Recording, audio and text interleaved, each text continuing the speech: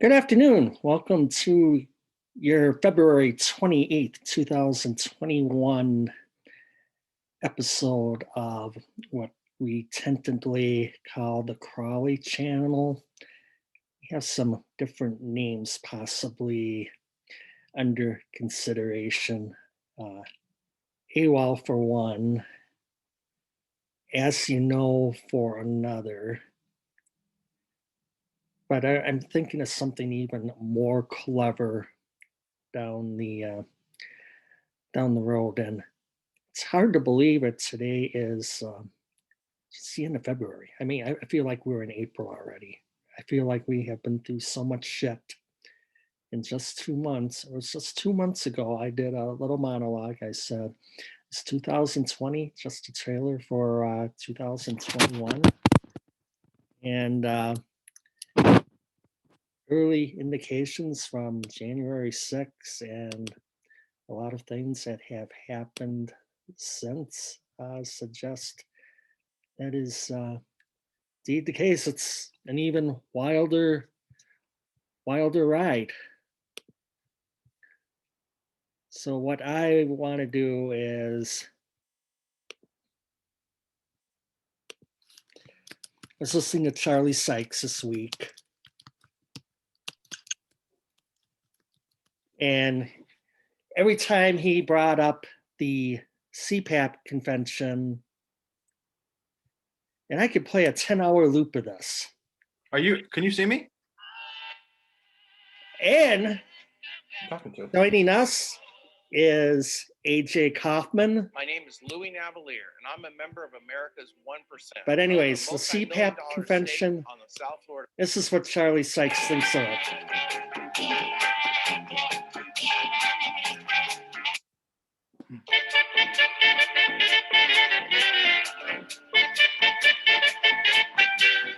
I'm just fired up to the CPAC convention, Ari.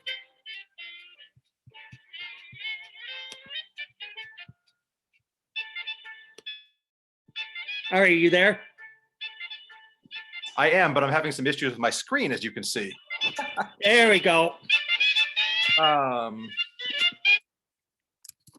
I've just been fired up for CPAP.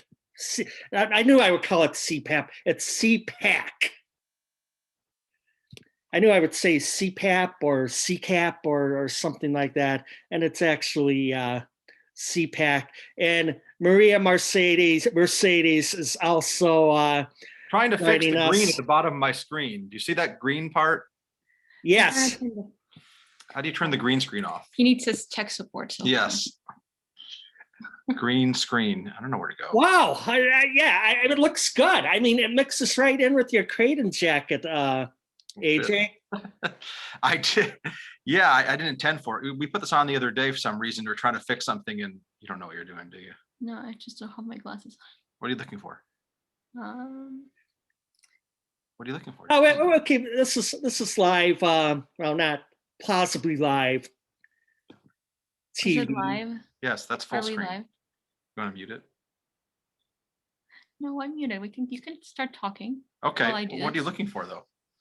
You can talk. All right, Kurt, go ahead. You're excited for CPAC. I'm going to go to share screen, and there are so many topics that I wanted to get to, but right off the bat, this is fresh off the presses. It is.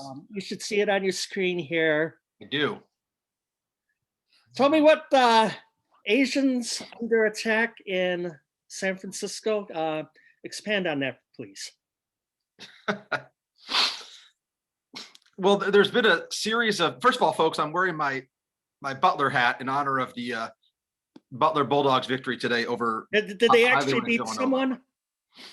Yeah, they crushed Villanova, a highly ranked Villanova team, for the fourth time in 5 years at Hinkle Fieldhouse. And it was a great win. Villanova went 2 for 27 from 3-point range. And boy, it was Butler can't beat anybody on the road this year, but they've won 7 of their 10 Big East games. I was watching the Badgers hockey team destroy Ohio State. 7-0, 8-0. I lost count, but that fix it, Maria? Kurt? One of the Caulfield boys got a hat trick, and I think Oh, it's my maybe the God. number. Montreal drafted him, so now I have to root Yes. for the Canadians, like the Leafs. Not, Thank you. he got drafted by the Canadians. Yes. See, Maria? Okay, so Maria's leaving. Thank you for the tech support. Butler won. Wisconsin won big in hockey. St. Cloud State lost.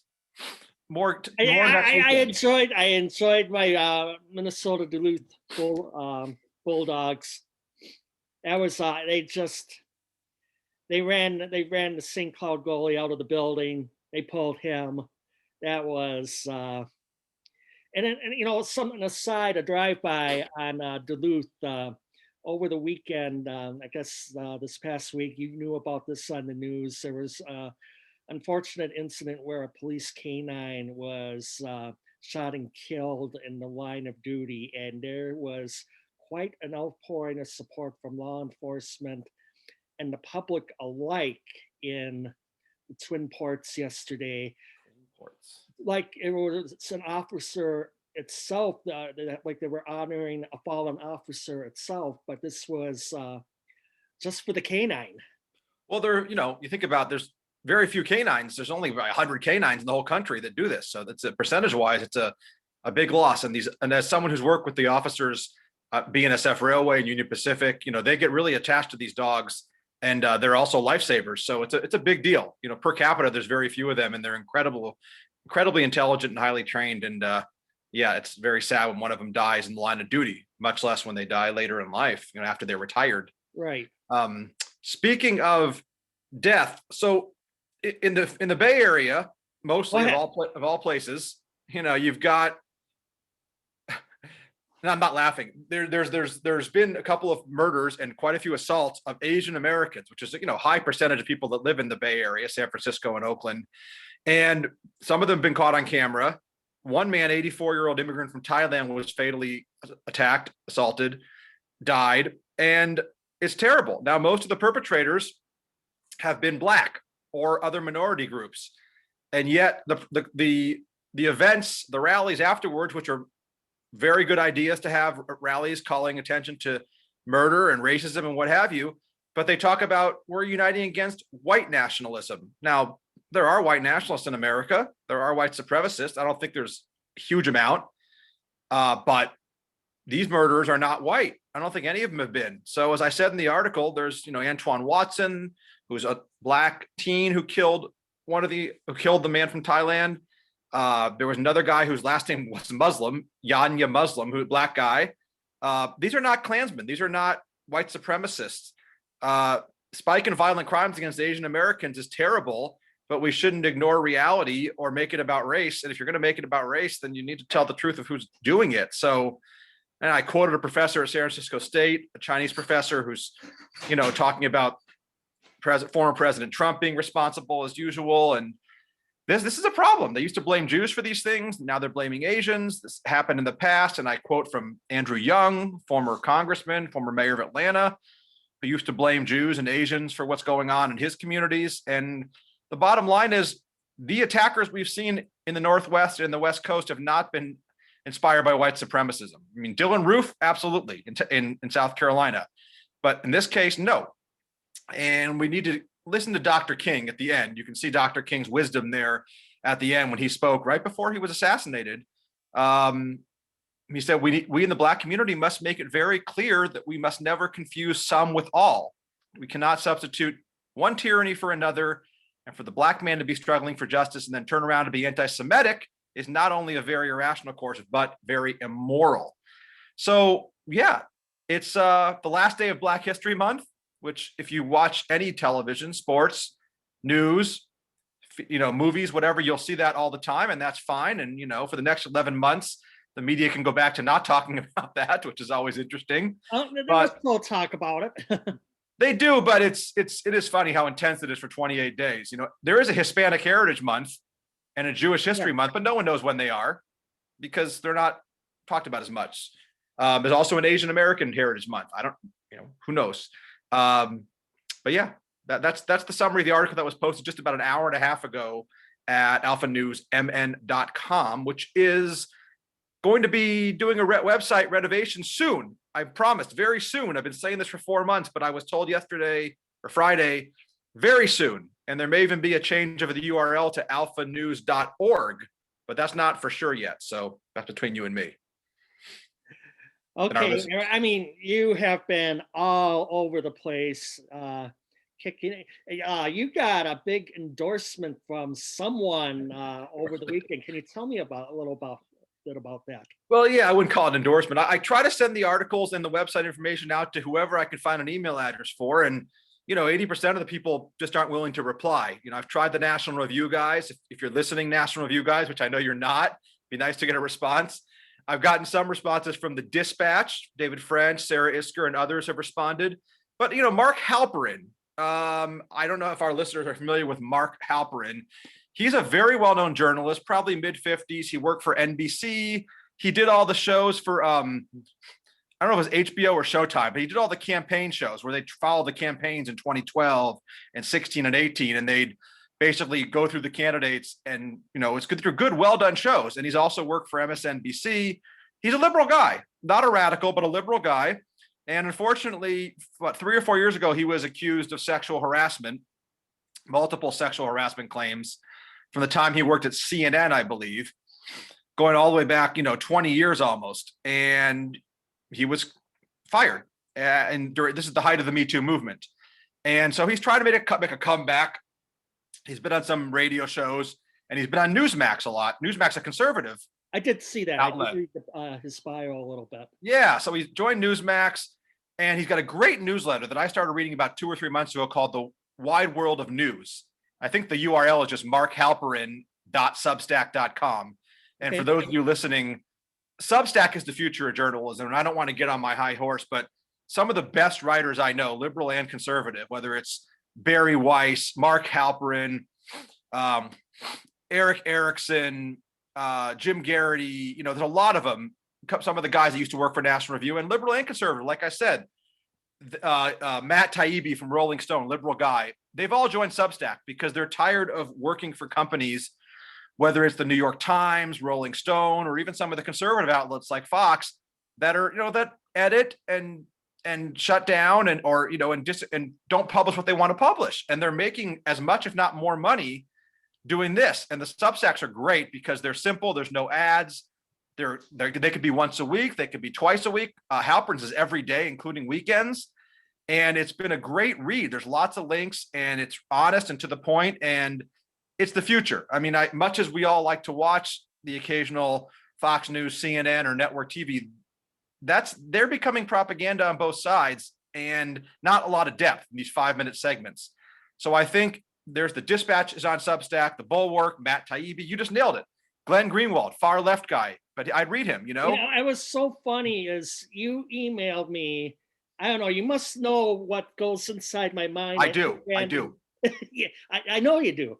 But it had to have been in November, and I was starting to listen to some of Joe Rogan's material just to see what he's about in that.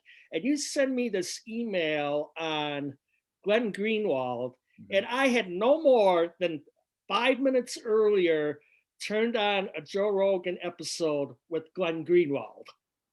So, that's interesting. It went on for like about 3 hours. And I mean, I like a lot of Rogan's material and that, and not all of his guests, just I would say maybe about a third of them. Like I really don't care about his fellow comedians or right. some of the other ones. I guess he gets Elon Musk on, and I mean it's fascinating. It's very popular. Yeah, I don't listen to Rogan, but they're long and popular, and Substack is sort of like that they call it the intellectual dark web. Some people joke about it, left and right coming together to stand for free speech. You've got Ben Shapiro joining Glenn Greenwald and Barry Weiss. And you can see some of the most popular Substacks are, like I said, Matt Taibbi, Dispatch, which I read. But, you can get some of it for free. Yeah, frankly, I see Dispatch is number 2. Bulwark Plus is number 3. I tried to subscribe to that. I wouldn't take my information, though. But there's... Mark Taibbi, Glenn Greenwald. Andrew Sullivan, who was fired from the New York Times and New Republic for not towing the line, even though he's a liberal. Persuasion is a good one I've read by Yasha Monk. Eric Erickson, there, Barry Weiss, there you go. And these have tens of thousands of subscribers, or thousands at least. There's Mark Halperin, number 18, Wide World of News. And they're good writers, they're good thinkers. And I like Barry Weiss's Honest News for Now, Sane People. are you a subscriber to Wide World of News? I'm not. I'm going to subscribe, but I tell you what, $50 a month. That price point's a little up. I'm not sure if I thought it was $5, but I have trouble paying for this because they give me enough content to wet my whistle, so to speak. But also working work. Working for Alpha News, we don't have any ads even. So I have trouble paying for anything, even if it's $7 additional a month to get all access to Commentary Magazine, which I enjoy. I don't like it because there are ways to make money and pay your employees without charging the public to read important news. So I have a little problem with paying for these things, but I also know they have to make a living, some of these people, and they don't have staff, some of them. So, I get it, but not for me. I guess I could do a KAC Media Premium or a KAC Media Plus. I know we're downing some adult beverages while Gatorade, right? Yeah. Yeah. I mean, sending my toast. So I just like, the Halperin's a good thing to read. You get a lot of stuff from him every day without having to pay. So I'd recommend to anyone watching Substack. It's certainly better than, generic news from the AP or Reuters or even Fox or CNN. Scott Walker has reached out to you, I believe, a couple times. Well, he hasn't reached out to me. He's responded to emails I've sent. Yeah. Oh, okay. I've added Scott Walker to my recipient list. He's been kind enough to reply and say, sure, send him along. I think he's busy at CPAC this weekend, but I've reached out to him to see if we could do an interview even, maybe not video, but like an, email exchange interview. And he's writing for the Washington Times, which is, a nice little gig for him. And I'm trying to, reach out to who I can to increase my own readership, but also the readership at Alpha News, and Ed Morrissey being another one. So there you go. And getting back to the San Francisco situation, the increased media attention out there, there was Jeremy Lin has been in the news this weekend, who is now, he plays in what they call the G League, minor leagues of the NBA.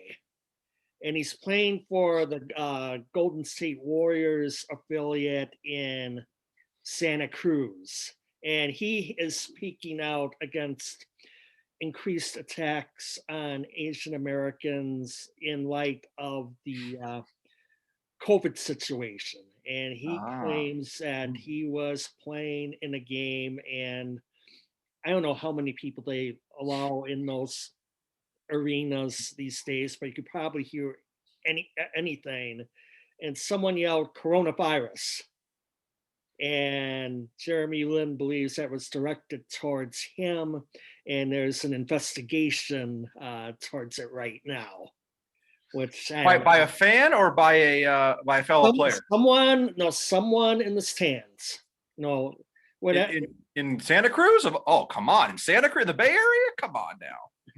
It could have been a road game. I mean, you've seen the Santa Cruz arena because Stanford has played a few of their home games there because they couldn't play in the Santa Clara County.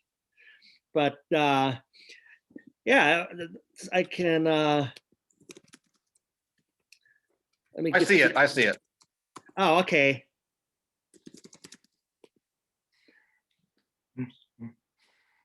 Yeah, it's look, I wonder if it's a player or a teammate. Don't know, or an opponent, I should say. But we'll see. It's unfortunate. I mean, and that's not Trump's fault or anyone's fault, but I'd be interested to know if what race, what gender, what age the person is, whether they were drunk. It's one person. I mean, it happens. I mean, people say things at games. My God, shouldn't do it, but let's not make it bigger deal than it is. No one's being murdered. Oh, no. It's just someone who played for the Utah Jazz several years ago, Elijah Millsap. I believe his brother of Paul Millsap. And now, I don't know why he's saying this 6 years later, he was in an exit interview with the head coach, Quinn Snyder, who's still the coach there.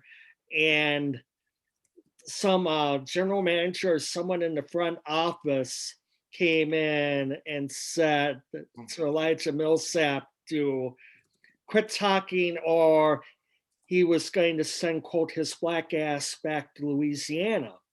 And my first question is, why is this being said 6 years later? Right. And second of all, I'm not denying or confirming that something may have been said, but there's a certain player who played a while for the Jazz, like about 20 years or so, from Louisiana Tech. So it just sounds bizarre. And I don't know what to make heads or tails out of that. I wouldn't make too much. Yeah, and I haven't. But all right. So what else? This is my little Ari Jeopardy board. I don't know if you see it. Unofficial. And we've talked about Mike Lee has been front and center at CPAC. Mike Lee's been out in front. You know, he's made headlines this weekend. We haven't been on air since the passing of Rush Limbaugh, and not to agree or disagree with anything he said. To be honest, I haven't listened to him for, I would say, at least the last 20 years, because he's like the main road. He's the interstate. I kind of like to listen or follow some of the back road. Agree completely. Yep. And that's just why I haven't. Now, I hear it in the background in numerous workplaces. Andy Reines was a dedicated follower. Yes, and so I hear a lot of what he said over the years, but I admire that he didn't even go to college, let alone at Harvard or Yale or Stanford or wherever. When he was 17, he took a community college course in radio engineering. Mm-hmm. And then he bounced around, a couple dozen pink slips, from radio station to radio station, top 40, had some, fictional names. He worked for the Kansas City Royals, as you might know. You may see my Salvador Perez bobblehead back there, by the way, along with Lancer and Al Habrowski and Eric Thames, the Eric Thames mini. You probably can't see it, but so hey, Eric Thames, where'd you get that one from? I have no idea. So, I stumbled across, someone offered it to me, and I bought it. So the cross loggers, yes. Yeah, I did. Just for the heck of it, just to add to my collection. There's someone paying $80,000 for the NBA started something. This is a drive-by with highlight. You buy a highlight. You buy a 5-second clip of Zion Williamson blocking a shot, and they only produced 136 of them, and it's going for $80,000 right now. And there's about 10 hours left in the auction, or several hours left. It's on Outkick. I haven't even heard of it. It's called NBA Top Shot, I believe is the name of it. And none of the other parts have surprisingly gone to it as of yet, but I actually have the front page of that. Yeah, here it is. For some random, I like Tyler Hero, but here he is. I guess I can order this. There are only 79 of them produced, and I could get it for $779. And in case that's burning a hole in your pocket. Or if you just want to buy a random pack, like you used to buy a pack of baseball cards in the day. I guess one had just dropped and is sold out now. You get, quote, 6 moments or 6 video clips for $100. I kind of like the bobbleheads. You can display them, things like that, even the baseball cards. But I guess if you think that the NBA is going broke, I'm sure there are plenty of people in China buying that right now. I want to get to China in regards to hosting, be less than a year from now, the Winter Olympics. So I want to get to that as well.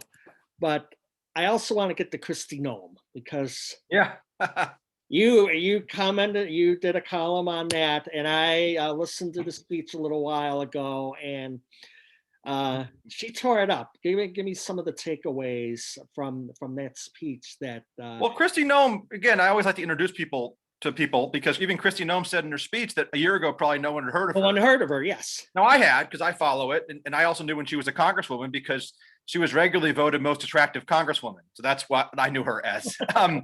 Kristi Noem is 49, by the way, and she has a daughter who's pregnant. So she might be the most attractive grandmother in America soon, too. Successful governor, first-term governor in South Dakota, and now a presidential or at least vice presidential option because, wow, 2,400 plus shares. How about that? Yeah, you're in Kyle Hooten territory. Well, you're not quite there yet. Right. Well, you write on current topics with names people recognize, I guess.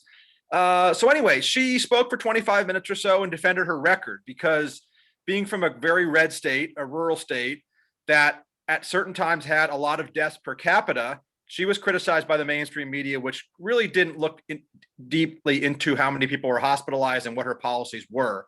And she takes pride in the fact that she didn't shut down the state. No businesses, schools were shut down like we see in Minnesota, California, wherever, and even parts of Nebraska. And she talked about what it means to be a conservative and about liberty and just more about herself, and had a great ending about her father and what she learned from him. He died when she was only 22 and she had to drop out of college and run the family business. Okay.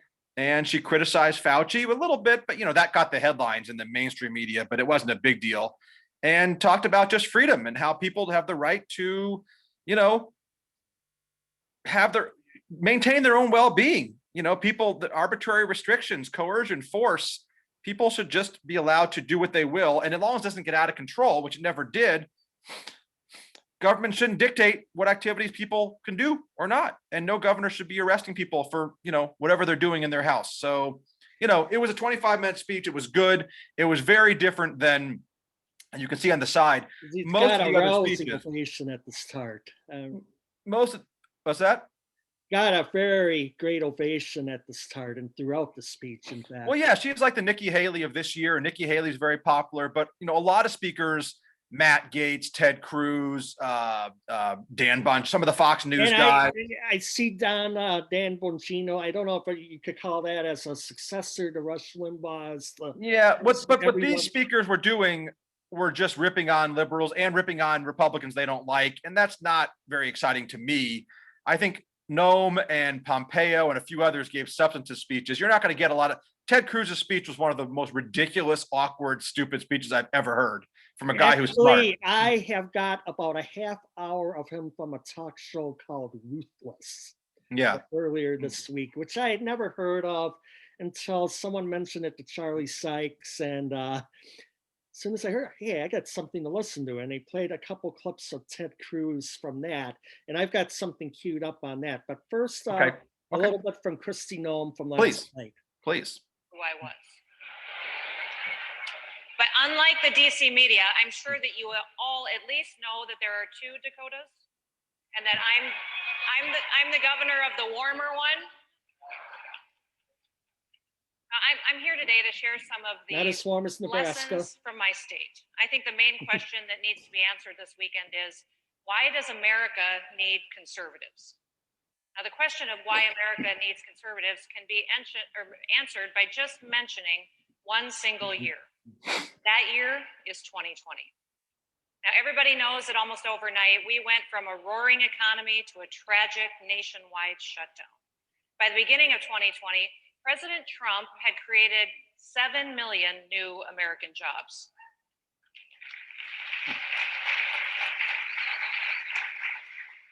We had the lowest unemployment rate in over half a century, and unemployment rates for Black, Hispanic, and Asian Americans reached the lowest levels in history.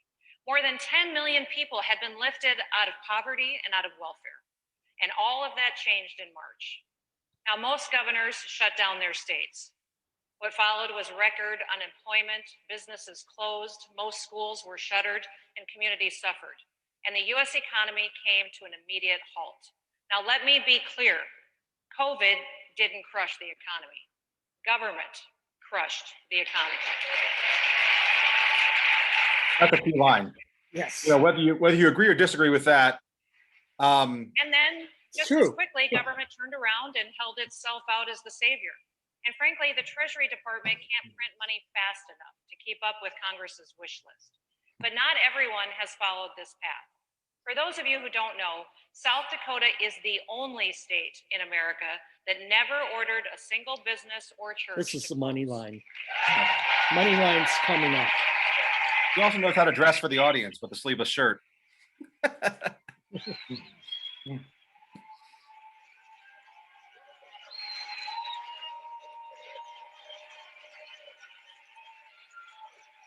You lose it? We never instituted a shelter-in-place order. We never mandated that people wear masks. Oh my God. They have to We wear a never even mask. defined what an essential business is, because I don't believe that governors have the authority to tell you that your business isn't essential. And there you go. Yeah, and I've talked to people in Sioux Falls, people that run businesses like hair salons, cryotherapy. I go, no one told you to shut down, where those types of businesses, hair cutting, those salons, those types of things were shut down in most other states.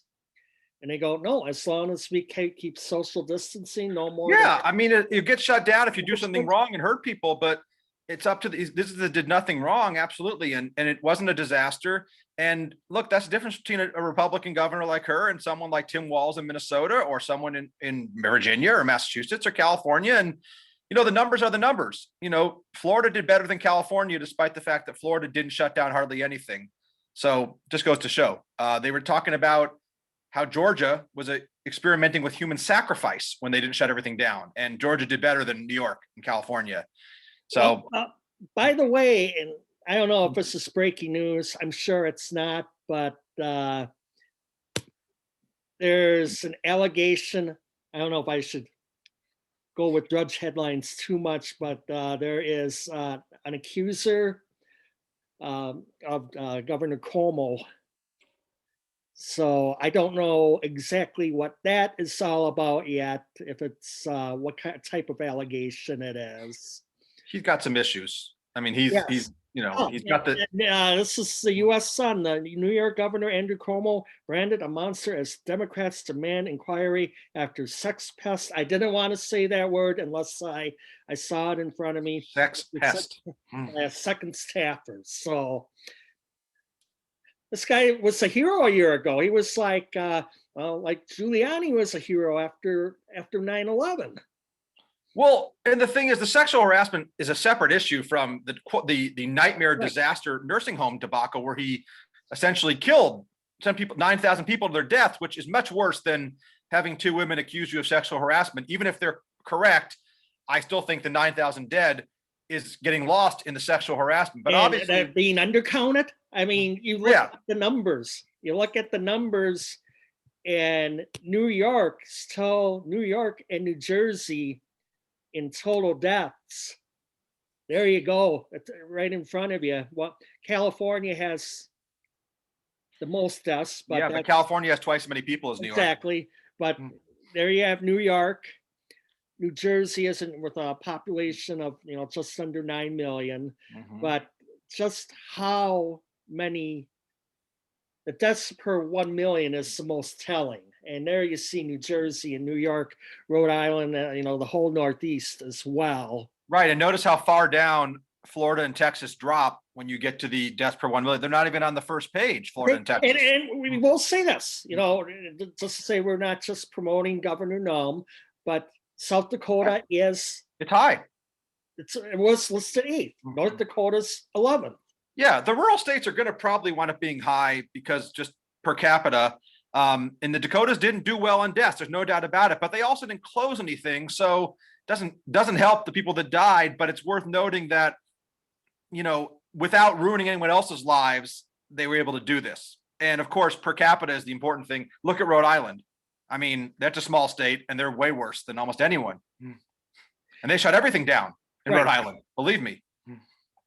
and explain a lot of the business in South Dakota, the meat packing. Yes. Now that got bad, and Yeah. Wisconsin had a horrible September and October was absolutely horrible in Wisconsin.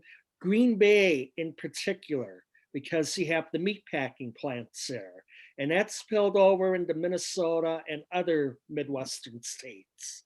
Yeah, I think that affects it, although I assume most people with the meatpacking plants are probably under 55, much like with school. So if they got it, they probably didn't die. But also the rural states like North and South Dakota, you got to go a long way to get to a hospital. It's not Rhode Island or New York. Well, parts of New York are big, but there are people that died at home probably because they couldn't get to a hospital. I think that's what happened a lot in the Dakotas. And you see, when you look at Florida and Texas, they're right in the middle when you finally get down to it. And it's always good to compare California and New York to Florida and Texas, because California and New York are big states run by Democrats, and Texas and Florida are big states run by Republicans. And there's a big difference. And the demographics are not that different. Some of our states, some of the states we're near and dear to, Minnesota 34. Yeah, on deaths, not terrible. Wisconsin 37. Like I said, in October and November, I was absolutely alarmed by the numbers. And Nebraska 38. These are deaths per capita, not cases, right? Per 1 million people. Deaths per 1 million people. Right. So Wyoming did very well. Interesting. Wyoming's a state that geographically is similar enough to the Dakotas, and they did very well. So credit them. And Nebraska, of course, similar. And then you keep going down. I'm curious who did the best. I think it's like Vermont or something, ironically. Yeah, probably. Yeah, I have noticed that. Maine, Alaska, and Hawaii, probably. In September and October. I know the sports events, BYU football was shut down to fans completely because it was Utah and Wisconsin were the highest per capita in COVID-19. They were the hot spots. Iowa, kind of Ames, Iowa was a hot spot. Des Moines. But Vermont and Hawaii. So yeah, that's Vermont did very well. So did New Hampshire though, but much better than they did in Rhode Island. And Hawaii, you understand why they're doing well. Alaska, understandable. Oregon did very well. Australia has been ridiculous isolating itself. Well, yeah, they're overdoing it. And hardly any cases. At some point, you have to let the flights back in from other parts of the world. Yeah, well, they're an island. In a way, they do what they want. By the way, Utah is low, very impressive, but also Utah has the youngest population in the country by far. So that probably helps in their terms of their deaths. I bet if you look at cases, Utah's much higher. Cases per 1 million. Utah's probably in the top half, but not deaths because it's a younger state. Yeah, in fact, Utah's fourth. Yeah. No, wow. So they go from bottom 4 to top 4, but people aren't dying. The Dakotas are number 1 and number 2. So 13% of the population in North Dakota and South Dakota has had it.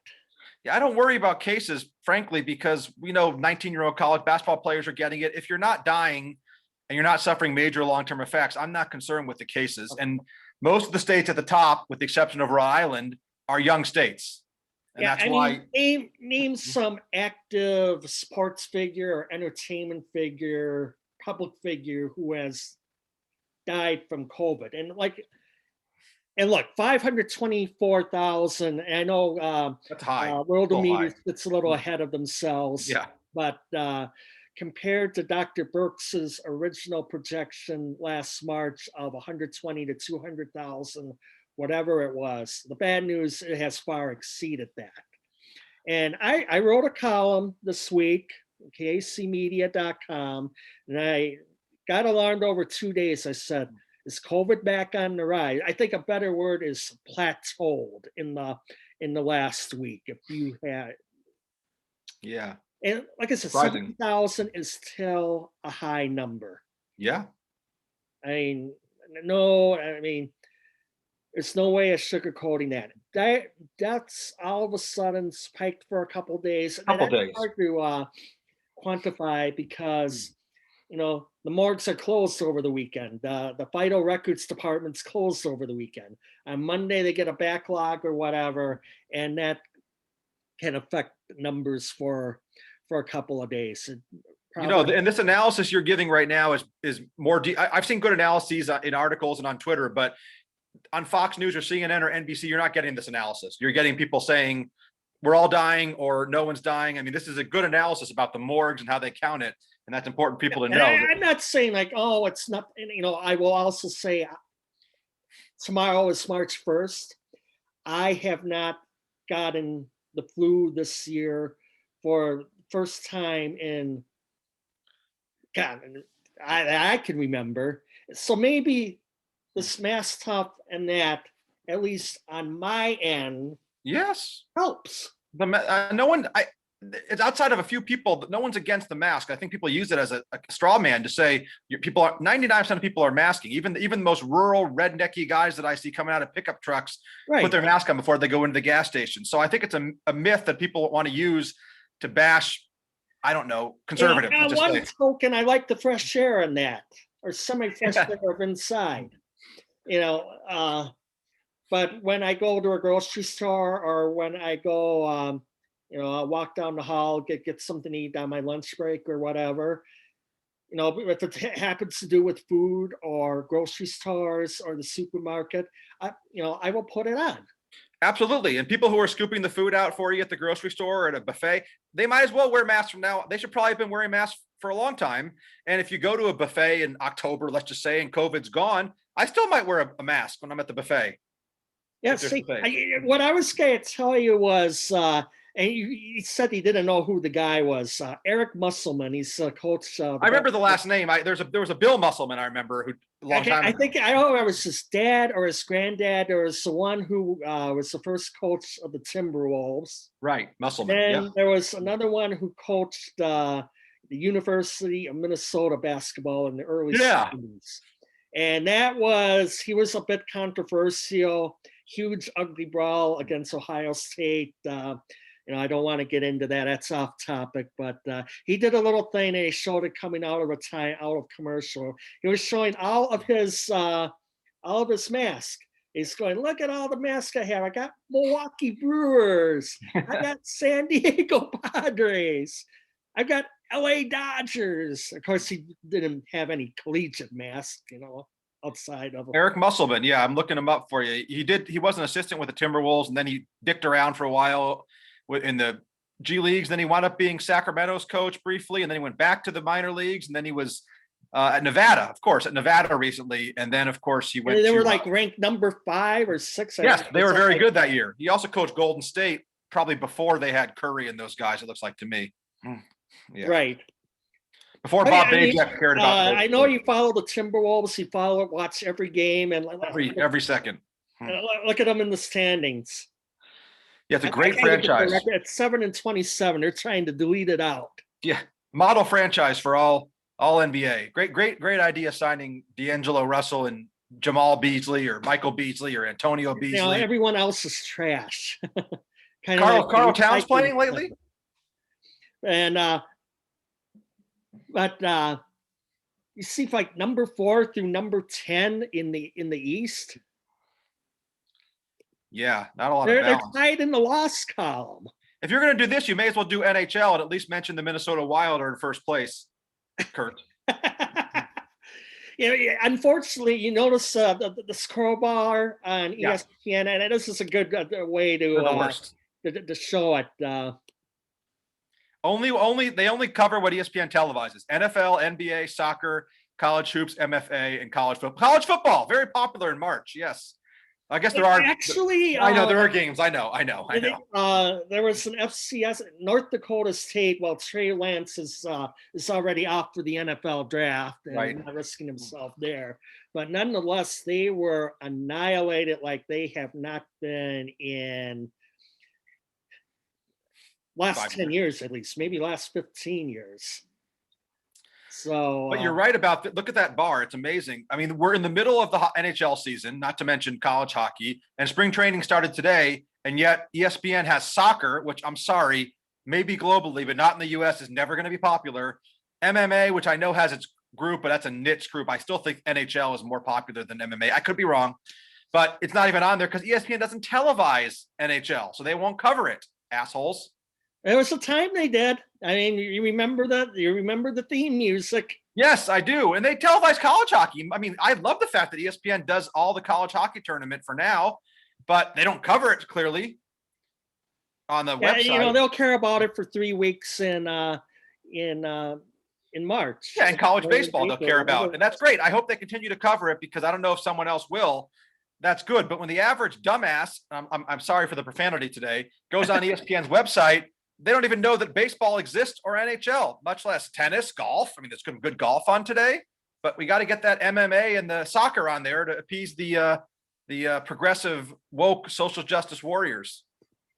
Not to get confused with the Golden State Warriors. I'm surprised they haven't changed that name yet. That's way too violent for the Bay Area. Oh, we got rid of Marquette Warriors. Yeah, that's what I'm saying. How does Golden State not get? They need to be called the Golden State. And someone told me in Milwaukee, and this is like maybe 2012. This is a Marquette graduate. Anyone who calls, she said, anyone who still calls Marquette the Golden Eagles is such a hoser. Hoser. You are a hoser if you call them. And I watched the game. They lost at Connecticut. They lost soundly. They're in 10th place. But Tim Brandel, you know, he called them the Golden Eagles because he's obligated to. That is the handle. But he said he went back to the Al McGuire era when they were truly the Warriors. So, yeah, by 1991, that name was gone, or 1993. So you have a student body there that was even born when the name was changed. They were -5 years old, and they still call them the Warriors. So what does that say? It says that Golden State's going to have to change their name to the Golden State Social Justice Warriors. Just put right in the parentheses. I think that is a perfect name. And the baseball team, I think we could go with the Cleveland Breonna Taylors. That one should be easy, by the way. Go back to the Spiders. I mean, I like the Indians. I'm mad what they're doing, but if you're going to change it, go with the Spiders. And Washington can go with the Red Tails. Or the Tails. Guardians, or well, minor league names have gone with different handles. Las Vegas 51s were fun. They only went with it for a few years, but it got a good laugh in it. So Wichita Wind Surge. Yeah. So it's only AAA, but the other thing that I wanted to play was Ted Cruz and his appearance on Ruthless. And the first time I heard it, I didn't know if this was like a Saturday Night Live impersonator or what, but get a load of this. Okay. From Washington Post stories about you this weekend. Look, I haven't had this much negative press coverage since Northern California in the 1960s. The hell? Man, that took away the question I had about the Zodiac. Thank you so much for getting right to it. It is a strange business I've had. By the way, I've had multiple people out of the campaign trail come up to me and say, "Are you in fact the Zodiac killer?" And my sort of standard response is, if I was, I'm not sure you'd want to ask me that question. Oh. That's scary. That's scary. But then he went, on a more serious note, talking about the power grid failure and how people move to Texas because they have their own power grid. They do. And as a result, in theory, they pay less for fuel for heating and electricity as other parts of the country. And he explained that during the summer, the wind turbines account for 25% of the electricity, but that drops down to 10 to 12% during the winter. And remember when we last did this 2 weeks ago and it was 31 below where I was. And I said, well, don't worry, 3 weeks from now, it'll be in the 70s. Well, it was 57 yesterday. It's going to be in the 60s in the tropics where I am the rest of the week. Well, it'll be in the 40s. It'll be in the 40s here, perhaps, but right now it's about 15 degrees and windy and sunny and snowing, and I had to plow the whole driveway, and it was tough. But it's still February. We had a thunderstorm last night, which was cool. You told me. By the way, on the Texas thing, if anyone wants to listen to a good podcast, Dan Crenshaw had on Alex Epstein from energytalkingpoints.com, I think is his website. They went over Texas and in a nonpartisan way explained what happened. It's important to note, not just that we need nuclear power and that, wind cannot survive that kind of cold weather, even though it's rare in Texas, but a lot of these wind turbines were down for maintenance because it was February, and February is a month in Texas, which has, especially in South Texas, generally has really good weather, like in the 60s. So they go for maintenance then before they get into the heat of April and after the possible chill of December and January. So it's just bad timing. Maybe they'll revise that, but I don't like either side trying to score points, but I do know that. I mean, the worst case scenario is, maybe 28 in Dallas and ice. And we've been down there when it's been like that. Maybe in the 40s in College Station or Austin or Houston. But, it's when it's in the 40s where I am, I just throw a sweater on. I don't even bother turning. Yeah, I haven't seen 40 since November, folks. So really, I think Wednesday here will be the first. Right. I think Wednesday will be the first time I'll see 40 since probably before Thanksgiving. And I could be wrong. Maybe there was a day in December. But we'll see. So let's move on. We've got a couple topics left, I assume. What do you want to go to next? Oh, sure. We've covered. Now I know we really do not like talking about LeBron James, but there was actually a back and forth over. We'll explain who he is once. His name is Zoltan Abramovich, and he's one of the most prolific goal scorers in soccer. He's 39 years old, and he still scores a lot. He's mostly played in Europe, mainly in the Italian leagues, and actually played for one of the Los Angeles teams a couple of years ago. And remember his first game, he just one time a 45-yard volley right into the net. I mean, he's quite a player, and he actually has a bit of an attitude that goes along with him. He refers to himself in third person, but he called out LeBron James.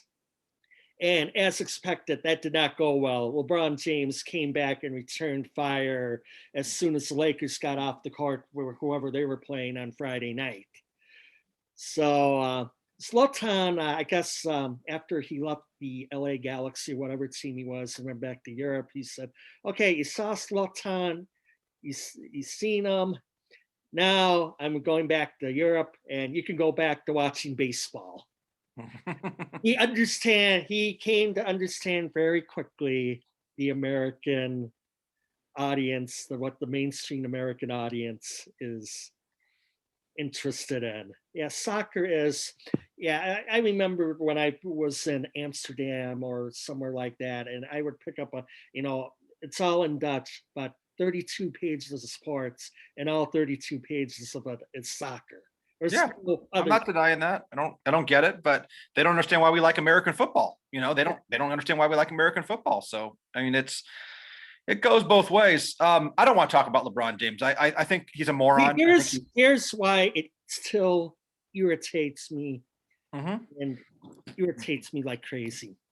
As you know, they are going to have an all-star game after all next Sunday. Yes. In Atlanta. It's just made for TV event.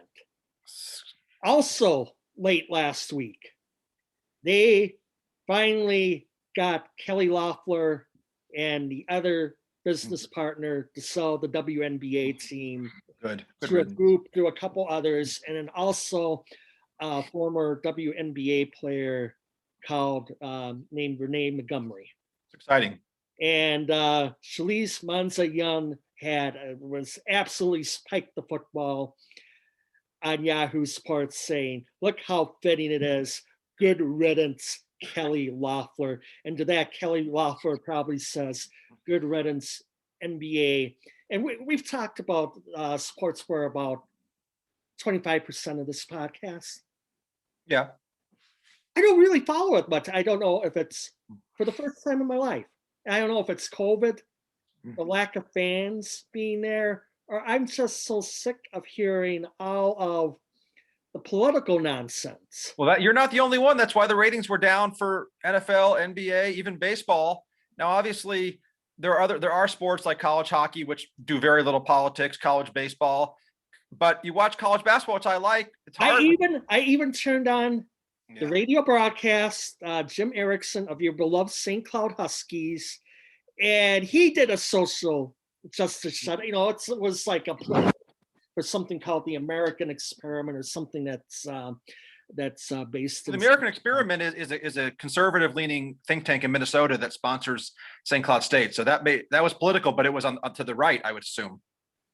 Yeah, but it was something, and of course, I would have to hear it again. But Yeah. there was some sort of mention to social justice during. It was like a featured group. Well, they always do. Yeah, the colleges are always going to do that. They have to. It's Black History Month. It's whatever. And it had a lot to do with it. It probably was had the sponsor of the American Experiment on it. But I have to be up. That's something that you're more familiar with than I. But while we were talking about Mike Lee, we were, I was also trying to remember what happened to Jason Chaffetz, or Chaffetz. Chaffetz, because he's not in politics. What is he up to? He does some stuff on Fox News. Am I? Yeah, he resigned a couple of years ago, congressman from Utah, and he does some work for Fox. He's guest hosted shows. He's a commentator. He's actually a guy who I think when he was a politician was a more moderate conservative, but has now moved more toward the farther right, pro-Trump kind of. I have noticed that. Yeah. So he's around. He's definitely. So he's kind of gone from the Mitt Romney realm to the Mike Lee realm. Yeah, I don't know, and I don't know if that's only because he wants to be on TV more. Frankly, that could be part of it. It happens. People get on TV, they make a lot more money on TV than in politics, and they want to keep making the money, so they adopt whatever ideology that helps them make that money. Exactly. And for those who don't know who Jason Chaffetz earlier life, he grew up Jewish, and he became a place kicker for Brigham Young University, and I think he still holds the record for extra points in a season or career. Because really, I did not know that. Well, they had a prolific offense back then. Sarah Fuller could have made a run for that record if they. Oh yeah, sure. No, there was a game in FCS. We want to talk about mask, and that there was a game decided. Someone kicked a 20-something yard field goal for Idaho. No, it was Eastern Washington. The game was at Idaho. The ball went straight through the uprights, but it hit something at the back of that dome stadium, the scoreboard, something. And the ref was trying to put his mask on, and he never saw it, and he thought it hit the upright, and they called it no good. And of the 19 million things that you can put up for review in college football, apparently whether a field goal or extra point was actually good, it's not one of them. Talk about a lack of common sense. Yeah, really. But give you the floor, Ari. You did like five pieces for Alpha this week, and your star is rising rapidly. Oh, and I doubt it. You're on Tuesday. You're on with you're on the Hot Air broadcast. Yeah, I'm going to be on the first Tuesday of every month for Hot Air with Ed and whoever else he has on. I wanted to say Lib Blog, but not necessarily Jeff Dunitz. I know you're with them. Not sure. Hey, I got more head than either of those three. Yeah. I want to spike the football on that. Yeah, I don't know if Dunitz will be there. But I'll be on with Ed and we'll review some of these articles. We've talked about Noam. We've talked about. How about Omar? We haven't gotten to Omar yet. Oh, well, that was a quick article that, after the minimum wage was supposed to be included in the, the Democrats wanted it included in the the massive $2 trillion COVID budget blowout bill. And the Senate parliamentarian, which is it's a nonpartisan job that only 6 or 7 people have had. And this woman who's had it for 10 years, independent, she's ruled both ways. She ruled legally that minimum wage cannot be thrown into the COVID bill because it's not related to, COVID and whatever else they're talking about. I did hear right, which is totally true. But Omar and a few other progressives immediately, as cancel culture and totalitarian as they are, immediately said, fire her, get rid of her. And of course, as you can see, that's not going to happen, but it just goes to show they don't get what they want and they throw a tantrum. And it was her and a couple other far left people. And we don't need to get into the minimum wage and how it would be a bad idea for millions of businesses, but she threw a fit. Now, on a minimum wage here, this was more of a news story than an editorial, but Romney and Cotton, Mitt and Tom, like I said, Mitt more moderate, Tom more conservative. They have a proposal to raise the federal minimum wage, but they're going to have it linked to something that conservatives want, which is e-verify requirements imposing on people to make sure that only citizens or permanent residents get the money. So they want to raise it to $10 in the next 3 or 4 years. Or again, federal minimum wage is a bad idea. The minimum wage in Manhattan and San Francisco can't be the same as it is in Pocatello, Idaho, or North Platte, Nebraska. $10 an hour in New York City and San Francisco is poverty wages. I would agree with that. You can't live on $10. Now, obviously, minimum wage is not supposed to be a way to support your family, but I realize some people have to. But $10 or $12 or $15 an hour in North Platte and $15 an hour is damn good. That's $30,000 a year. That's starting salary for state government jobs, if not higher. So they have a plan. It probably won't happen, but it's an idea. It's an effort. And two guys from the moderate to wing of the party and one from the farther right are going at it, are putting it together. And it's a good effort. Well, I don't think it'll happen, but they want to decrease illegal labor, which is important, I think, for people who are struggling. And from what I heard, Romney said he's for $10. So yeah, the left's for $15. well, left will be for 25 if you told them. They'll be for. I've heard 25, by the way. Also, I mean they don't stop. Money grows on trees. We could come to a compromise at some point, like with Well, it shouldn't be federal though. You can't have the same minimum wage in Pocatello as San Francisco. It's like third grade logic. Like I'm all for the city of San Francisco if they want to take a vote among the city council and raise the minimum wage to $15 an hour. Go for it. If it hurts people, but go for it. But there's no way that a minimum wage for the guy working at Walgreens in North Platte should be $15 an hour, because the average teacher, even, I know teachers, don't work half the year, they're making $15 an hour. They were a lot in whatever podcast I heard this week. They were a lot in the news more. I mean, Sykes was even talking about the teachers' unions. Now, it's usually his buddy in Milwaukee, Mark Belling, that goes after the teachers' unions. A bull rushes some. Look, the New York Times and the Washington Post and Vox and these are the farthest left groups in America now are having editorials that we need to open the schools. Now, it's one thing to say, it's another thing to actually criticize the culprits, but it's happening. California is going to be the last one, along with DC and maybe Northern Virginia. They won't open this year until August or September. And that's disgusting. And they should all be, leaders of the union should be arrested, I think. But as far as the rest of the country, Minnesota is now opening by March 8th. They're going to have most schools open at least 2 days a week. Nebraska's been going fine. The South, most of the West outside of California. Look, the wealthiest parts of the country don't open, ironically, but also those wealthy areas like LA and DC also have the poorest people. So they're killing kids. They're literally killing kids at this point. Suicides are up. It's going to go down as one of the worst public nightmares in history. The fact that schools were closed for 18 months in certain places. And so something else, you emailed this to me. I probably would not be able to find it, but you're not a lifetime Minnesotan, neither am I. 8 years almost. But it has, we have the K9 deal that's in the headlines, but you pulled up an article at Minnesota has just about turned on a dime, the Twin Cities, yeah. And it is actually a scary, dangerous place. I have seen videos of someone trying to get into a Uber ride, and all of a sudden shots are raining out all over the place at 2 a.m.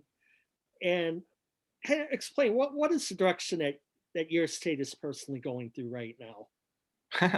Well, I think the rest of Minnesota outside of the Twin Cities is fine. I don't think crime's up that much.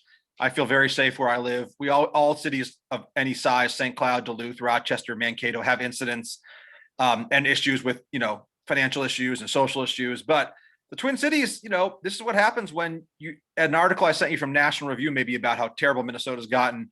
And I'm not going to pull it up, but when it's one thing for Democrats to run these cities, it's another for socialists to run these cities. And you have Ilhan Omar as a congresswoman, you have a socialist city council, socialist mayor, Minnesota nasty. That's the article. And it was happening before George Floyd. It was, but obviously it's gotten worse. I've only been down to Minneapolis 3 times in the past year. I used to go down 3 times a month at least. It's what's happening in most major cities. Don't think it's not happening in Denver or Seattle or Atlanta or DC or Boston or New York or Chicago. I am just hearing horror stories from, I thought homelessness in San Diego was bad 35 years ago. Well, yeah, the homelessness is a California thing more than anywhere. It's too cold here to have homeless people. They go to shelters. But Right. you can just scroll through there. Minneapolis, and it says Minneapolis, but he really means Minneapolis and St. Paul. People are moving out. The suburbs are fine. People are moving out, but the city's experiencing 553 people who were shot. Go back up a little bit. Up And the I yeah. noticed they named the Powderhorn Park that's the George Floyd area. Yeah, right. And that's whatever, but it's not helping anything. Highest casualty figure in a generation. City council wants to partially defund the police. Social justice. It hurts the poor. Of course it does, because they're going to be dealing with crime and filth. And this is just, you can't tell anyone that, because it's their immediate argument back is you're a racist. I mean, you can watch any TV show on Netflix or whatever channel or NBC, and they'll talk about social justice and Black Lives Matter as if these are all unilaterally great things, and they're not. Oh, and who I haven't heard in a while is Sheriff Clark in Milwaukee. Yeah, I haven't either. Yeah, and I mean, I could look it up, but he's still out there. He's as usual, very, very And outspoken. you know what? The more these crimes occur, the more the middle class people were going to move to the suburbs. And I assume, I'm not a sociologist, the worse these cities are going to get as the safer, normal people start fleeing to the suburbs more. You're going to be left with the city with just the crime and maybe some very, very rich people living at the top of their penthouses looking down on it, right? Right. Sheriff Clark. David Clark. Well, I'm not going to find much of them in current news, but I'll go into the all and I will find something. And I want to close with a really silly cancel culture story. I think I emailed this to you yesterday. And Clark, he's like 65 years old now, and there he is with the racing sausages. I do want to touch on China real quick before we end. Calls for Proud Boys chapters, so he's a little out there. But there are a lot of people I know in Milwaukee that idolize him as well. Well, I guess he resigned in 2017. When I was there in August of last year, they were removing the current sheriff, or actually it was the Milwaukee Police Department. It wasn't the Milwaukee County Sheriff. It was actually the Milwaukee Police Department. Yeah, it's different. Their number one guy. So that was what happened there. But here is the other thing that in case you think the world hasn't gone completely off the rails. Mr. Potato Head? Mr. Potato Head was one. Yeah. It's Dr. Seuss. Yeah. Who, here he is. He was around till 1991. But March 2nd, this week is the day that's supposed to be Dr. Seuss Book Day. And now they're saying Dr. Seuss has some failed racism. Oh, yeah. Work. I don't know if it's thing number one, thing number two. They both look the same to me. I don't know if it has anything to do with Loudoun County, Virginia. Gee, I'm shocked. There's a district that's rich district outside of DC that isn't even open anyway. But they have time I don't to. know if it has anything to do with Green Eggs and Ham or the Cat in the Hat or whatever. But I guess the gist of it was in the early 1940s, Dr. Seuss, who at least is as much as a doctor as Dr. Joe Biden. Yeah, right, exactly. Did some political cartoons for a left-wing New York publication, World War II, after the Japanese attacked on Pearl Harbor. So yeah, I could see some of the hostilities towards Japanese at this time, as long as I could see some hostilities towards the Chinese right now, based not only on coronavirus and whether it was negligence or an intentional act of war against the United States. It could be either two. I don't rule any of that out. Or yeah, like you said, Mr. Potato Head, and then Sesame, not Sesame Yeah. Street, but the Muppet Show. Mhm. There are warnings on the Muppet Show on Disney Plus, Yes. whatever outlet that's on. It says there are portions of this show that air that are not appropriate today and shouldn't have been appropriate then. Mhm. And so what was some guy who was an expert at changing costumes real quick. And he went from, he dressed up like a Chinaman, a little China hat, and then he was wearing a Native American headdress at another part during the segment. So this is something that would, quote, be unacceptable today. But the last time I checked, Kermit the Frog is green. Well, let me relate it to the where we started with Asian Americans and cancel culture. Exactly. We deal with some frivolous and nonsensical things in this country because we're too comfortable and wealthy, apparently. But what's serious is China, and I'm writing an article, hopefully finishing up tonight for publication tomorrow, where I'm going to agree with some people who want to boycott the Beijing Olympics in next winter. That is the other thing. Yeah, they had the Olympics about a decade ago. They shouldn't have had it, but the IOC is corrupt. And give it to the wealthy countries who would bribe them. Basically, there are no COVID cases in China right now. Why would you want to welcome all the world's athletes and their COVID 11 months from now for the Winter Olympics? That's a good point. Doesn't make sense. Well, there are resolutions in Congress that have gone through, mostly by Republicans, that want to call for a boycott of China because of their handling of the virus and its genocide and internment of several million Uyghurs in the Northwest province, and their crackdown on pro-democracy protests in Hong Kong, not to mention what they've done with Taiwan. And they're arresting journalists, they're expelling people, they're arresting doctors who are sounding the alarm. There's everything you can imagine that's bad. So a boycott would be great because the Olympics are a reward to a country. They can showcase their country like Putin did in Russia in 2014. And you know what Putin did after the Olympics in Russia, after NBC and Bob Costas and Brian Gumbel all fell over in love with how great Russia was before they disliked Russia because this was pre-Trump. Putin invaded. He invaded Crimea and did that right after Crimea and Ukraine, right after the Olympics ended, a month later. And Hitler invaded Poland 2 years after the 1936 Olympics. So we can't just whitewash these things. We can't just enable Chairman Xi. And I think we should boycott it too. I feel bad for the athletes, but I also know that some things matter more than the Olympics. Or if you get out ahead of this, which I would think the Biden administration would, but I know they won't, because their press secretary said last week we're not planning it. They should move the Olympics to Norway or Canada or a replacement event. Yeah, you could have something else and call it the World Winter. You can name it something else. And well, these athletes are going to be upset, but if we do it early enough, and again, I don't like the Olympics. I think that for the most part, almost every sport that goes on there, people ignore for 4 years and then salivate over for 2 weeks because the media tells them to. So I think it's all fake. But I do think the athletes work hard to get to where they are. I don't want them to have to wait 4 years or even another year. So get out ahead of it and move it to Calgary, move it to Lillehammer, move it to Torino, Italy. Right.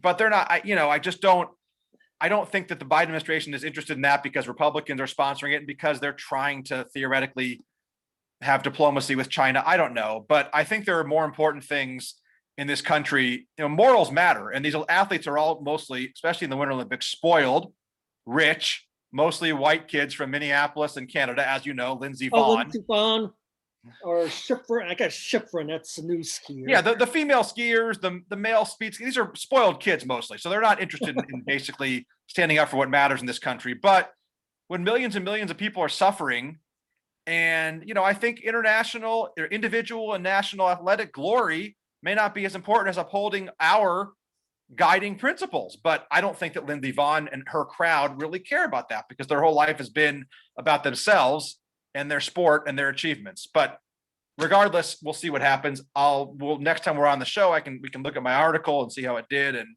see where we're at with that. And as people of a certain age know, and maybe people under the age of 40 we're not aware of, we boycott. Carter. the Moscow Olympics and NBC, because up to that point, ABC was the quote network of the Olympics, but NBC was promoting the 1980 Olympics in Moscow forever.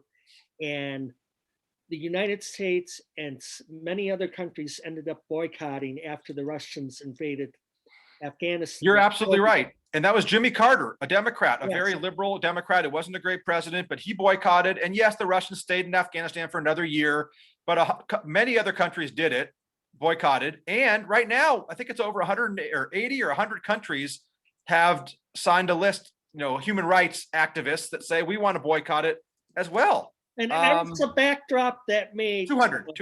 The Winter Olympics, which was then held in the same year in Lake Placid. That was the backdrop that made the Winter Olympics that year with the U.S. hockey team so dramatic. Like what Al Michaels said at the time, you may not know a blue line from a clothesline, Right.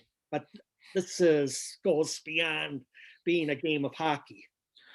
Yeah, and I think and even though the Soviets didn't leave Afghanistan for almost a decade, I think it's worth noting, again, I know I just said this, but 1936 Berlin Olympics, Hitler used it to propagandize. There were some good stories in that Olympics, Jesse Owens and others, but he invaded Poland and started the worst war in history. Jesse Owens, but I don't know if I got his name right. Lutz Long, his competitor, because it was the preliminary round where if you're in the top 20, or top 10 or whatever, you advance to the finals. Well, Jesse Owens was jumping long enough, but he fouled the first 2 times. So now if he fouled a third time. Oh, right. So Lutz Long said, hey, jump 2 steps earlier. Don't look at that line, jump 2 steps before that. So he did, and it was not first place, but it got him into the finals. So that's what the Olympics are supposedly about. Right. Well, that's good. But these dictators are not dumb. Hitler, Putin, Xi. Like I said, Putin invaded Crimea right after the Olympics. Don't think that Xi won't use the Olympics and all the goodwill that they'll somehow get out of this. I have no idea why, to invade whatever it might be, somewhere in the South China Sea, Hong Kong, Taiwan, whatever. Right. Not a good idea. The Olympics never should have been there in the first place because China was doing terrible things many years ago when this was decided. The World Cups in Qatar, you keep rewarding these. Now, that was a dumb idea from the start. It's just we need to have the Middle East represented hosting the tournament at least once. Well, for one, it's traditionally held in June, and they had planned cabinets, and they had this grandiose vision of having a dozen air-conditioned stadiums available. And then they realized that would be a hard task to order. So now it's going to be held in November and December. And I don't know whether to believe all the numbers, but supposedly 6,500 immigrants have died in building. Yes.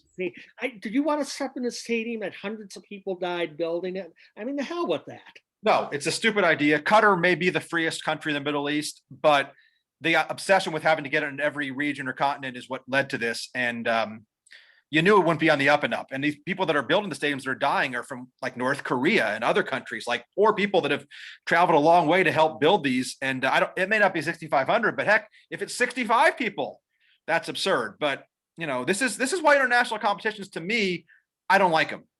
And I'm not an isolationist. I'm not a flat Earth guy at all. I'm very much into international involvement when it comes to. The 1 month they have a World Cup, or last year they would have had the European tournament that's supposed to be this year, and who knows if they're even going to be allowed to have full stadiums even at the end of 2022, which should be more south than the room for the World Cup committee. But it was just. It was talked about years ago. It said, let's get the World Cup out of Qatar. And it's just, come hell or high water. Look, they bribed him. They bribed the IOC or the FIFA. These are corrupted groups. And, the Olympics are always political, as we know. And that's okay, as long as it's not only one-sided. But don't act like, because some Republicans are demanding we boycott the Olympics, that they're making sports political. Oh, come on. The Olympics have always been political. LeBron James has always been political. Kurt Schilling, whatever. Everything is political. Music, Netflix, whatever. So, Music, perfect. The old Glenn Campbell song, Galveston. It was actually a war protest song. It was about someone from Galveston in the war in Vietnam, and he's dreaming of Galveston while he's clean. They had to change a few of the lyrics. It was originally played on a Don Hole show or something, but before it became on mainstream radio, they changed a few of the lyrics, but that's what it was. Failed. The Galveston Tourism Committee uses the song, but that was the gist of it. It was kind of someone from Galveston who didn't know if he was going to see his lady again or anything. He didn't know if he was going to come back, and that's what the song was about. So it's always been there. well, Born in the USA, which people love, is a total anti-war song. Put rifle in the hand, send me to foreign lands to kill the yellow man. Come on, Exactly. Bruce Springsteen was in the news. He had some little minor legal run-in, and we won't get into. But my mom was a big fan of him. I attended about 3 or 4 of his concerts. Well, I have a lot of musicians I like whose politics I don't agree with, but let's not joke when people act like you're making this political. I mean, come on, the '60s music was all political. I attended the Beatles. My God, night. It was on election night that Bill Clinton won in 1992. It was one of his concerts. Yeah, true. All right, well, but I think we've covered the gamut today. Oh yeah, I saw the. By the way, that Fox business channel, that extreme right-wing show that I am told, and I saw that Maria Bartiromo. Yeah. I know I'm butchering it, but I might have to catch that and expand some of my horizons even more before our next episode. But look, I'll tell you what, if you get Fox Business, Kennedy has a good show, 7 p.m. weeknights, Monday through Thursday. She's a libertarian, so she's not right or left really. She's very funny, and I like her show. We watch her show. So you and Maria watch it both? Well, I put it on, and Maria does what she does and listens on the side. Maria's never really focused on TV. She's always doing work or something. But I like to watch it most nights. I don't watch the Fox News prime time because it's become just Trump is the greatest and Biden's the worst all the time. And that's what I criticize CNN for doing the opposite. So I'd like to have a little more nuance. I hate that word. That's what I was trying to pull up. Jason Chaffetz is he was doing a recap of the first month of the Biden administration, and his mind, I could be wrong, it was him, but it was like something about the first month of the Biden administration being absolutely deplorable. I guess we can talk about Keystone Pipeline. It's been bad. I'm not going to lie. It's been bad. That's gone up in the last 3 months. He sent me that this morning. It's been, the Keystone was the worst move of a president in many years, and people don't understand how bad it is, and we've talked about it. But the executive orders are out of control, and his lack of control of his far left flank, and his vice president is just the most deceitful, ignorant. She and LeBron James should get married, Kamala Harris. I mean, I'm not sure who's dumber, who's more anti-American, who's more deceitful, but she has more power, so that worries me. You're playing matchmaker pretty good, but Kamala Harris married a rich millionaire Jewish guy when she was 50. I mean, we know what she's about. I mean, she was single till she was 50, and even though she's a decent looking lady who was successful in life, she waited till she was 50 to get married to a rich white Jewish guy. So, well, as usual, you are not holding back. But there's 5 or 6 people in this country that are really bad. I don't worry about every person, but I mean, LeBron and Kamala and people like John Legend, the musician, some of these people are just awful. I can't. Lena Dunham. There's some people who are actively working to hurt America and brainwash people. Trevor Noah and Stephen Colbert. These are assholes. I'm sorry. They're not funny. Let me leave with this. Jon Stewart was on the air for many years. I rarely watch, but I would occasionally. I disagree with everything Jon Stewart says, but I think Jon Stewart's a decent person. He's done a lot for 9/11 victims. He's very liberal, but he was funny at times and clever. The people that have followed him, the Trevor Noahs, the Stephen Colberts, that totally asinine woman on TBS, Samantha Bee. These are people who are not only not funny, but they're insanely ignorant and hateful. And, and Jim Carrey and, some of these, Oh, I've been told that the Barstool show is bad. I mean, they've gone out, they helped small businesses. Aaron Rodgers has been involved in that. Barstool guy is like an apolitical dude who's helping people. I mean, he's a good dude from what I can tell. You know, Mark Cuban, I don't agree with most of what Mark Cuban does or says, including his anthem thing, but I think Mark Cuban means well. I do. I think Bill Gates means well. Bill Gates they tried to promote women's hockey. They were playing a condensed bubble season in Lake Placid, and some a player who happens to be black called him out. He says, "We don't need you." So, and of course, Barstool. Yeah, and Chanson Melise Young was right with her, stands with her, goes, yeah, run Barstool into the Barstool is evil. Cancel culture. Yeah. Yes. Megan Rapinoe. That's another one. Megan Rapinoe, Rapinoe, whatever her name is. Anyway. All right. Anyways, that is our, as you know, episode 7. We'll be back on again next week. 7.